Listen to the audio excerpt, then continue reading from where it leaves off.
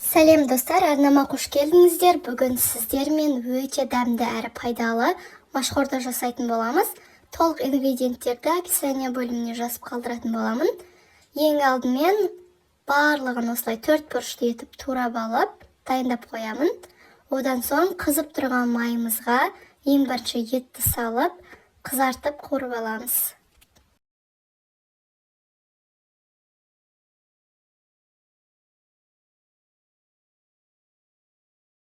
Келесі біз пиязымызды саламыз. Пиязымызды дәл солай қызартып қуырып аламыз 5-10 минуттай. Одан соң сәбізді саламыз. Сәбізді де 5 минуттай қуырып, артынша картоптарымызды салып, жақсылап араластырамыз барлығын.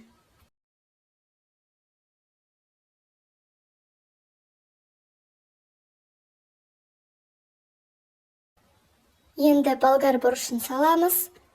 Болгар бұрышы өз қалауларыңыз бойынша қоссаңыздар да, қоспасаңыздар да болады.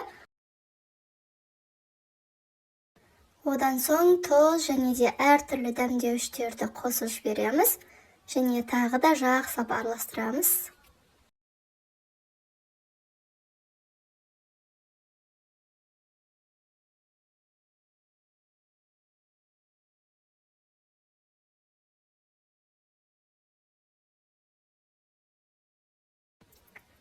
Ал енді біраз қасықтай томатная паста қосамыз. Сіздер помидор салсаңыздар да болады, бір немесе 2 данадай. Енді қажетті мөлшерде суымызды құйып аламыз. Неге көріп тұрғандарыңыздай түсі өте әдемі болды. Және де бір лавр жапырағын салып жіберсеңіздер де дәмі өте ерекше болып шығатын болады. Енді қайнатуға жібереміз.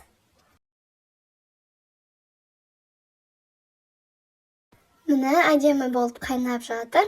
Енді оған ең алдымен машымызды салып аламыз. Жақсылап жуып, тазалап. Машымыз кішкене пісуге жақын қалған кезде артынша күрішті салатын боламыз.